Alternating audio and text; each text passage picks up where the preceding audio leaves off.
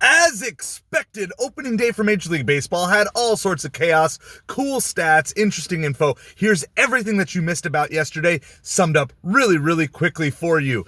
All right, first of all, Austin Wells had the first leadoff home run in Major League Baseball history on opening day by a catcher. I know that's a lot of first and kind of qualifiers, but still, he also became the first catcher ever to bat leadoff for the Yankees in their entire history, which I think is absolutely crazy. This is my favorite stat of opening day, which you maybe came across already. Baltimore Orioles outfielder Tyler O'Neill, he extended his Major League Baseball record. Yeah, he already had the record. He extended it by hitting a home run on opening day for the 6th consecutive year. Former New York Met Todd Hundley had a 4-year-in-a-row streak. I believe Yogi Berra also had 4.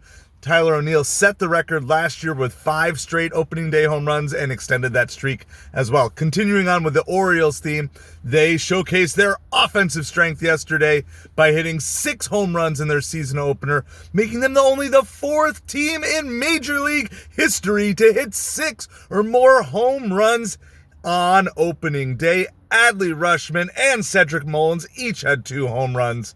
And that is just the 10th time since 1901 that a team had 2 players with multi-homer games on opening day.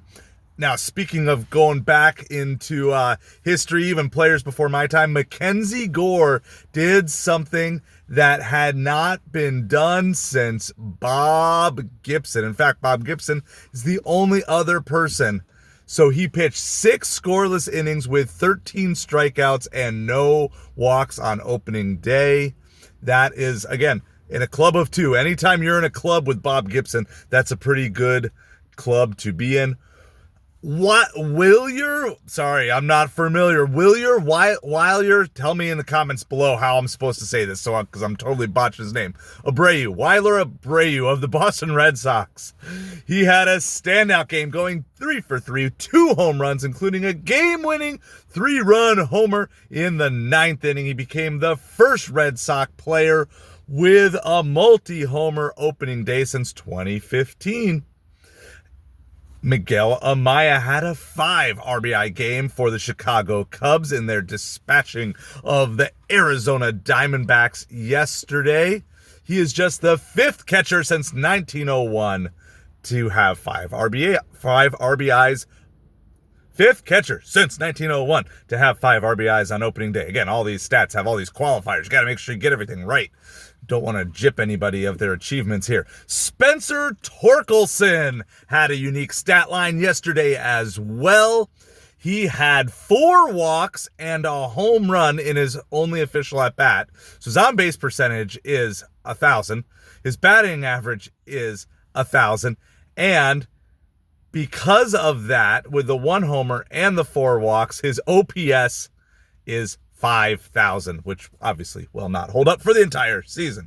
On the opposite side of a stat line that you don't want, Jackson Chourio had a rough day yesterday, striking out 5 times. 4 strikeouts is the golden sombrero. Is this the platinum sombrero? I don't know. Let me know. What should it be called if you strike out 5 times in one game against the Yankees? He is only the 3rd person since 1901 to have 5 strikeouts on opening day.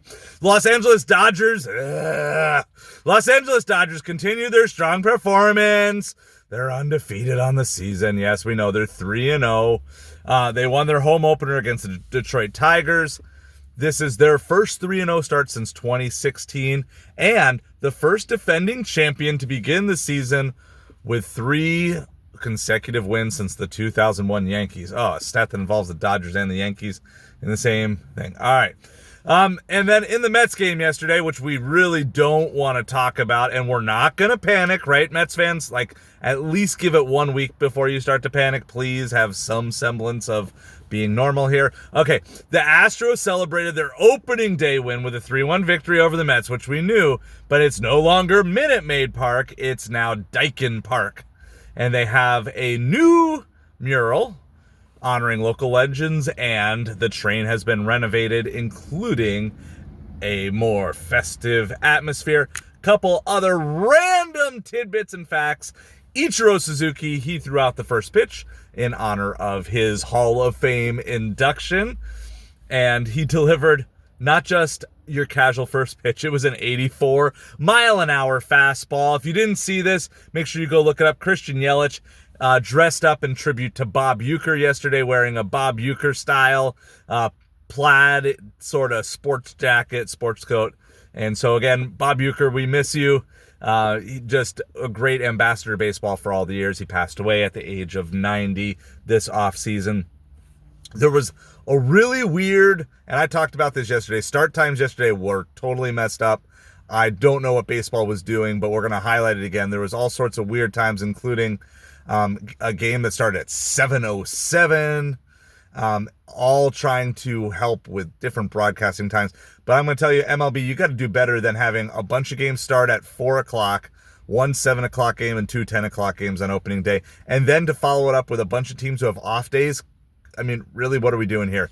We want baseball, baseball, baseball, and more baseball. All right, so there was a rule change impacting defensive shifts, again, because Manfred likes to keep tweaking with rules because that's what he's all about. And sadly, this is maybe the saddest note of the day.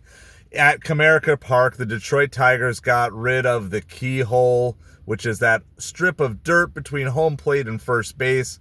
So unfortunately, you're going to probably have to go to lots of high school and little league parks to see that sort of thing. Or if you're like our park, we just have a whole dirt infield. You don't need no grass on the infield because we go old school. So yeah, there's no more Keyhole there, and that's really unfortunate. Hopefully some ballpark will take it over and adopt this, because I think it's a really unique thing to go with it. Were there any other tidbits that you enjoyed from opening day, players that I missed? Comment down below. We are MetropoliFins, YouTube's smallest New York Mets and Miami Dolphins channel, and despite yesterday, let's go Mets, baby.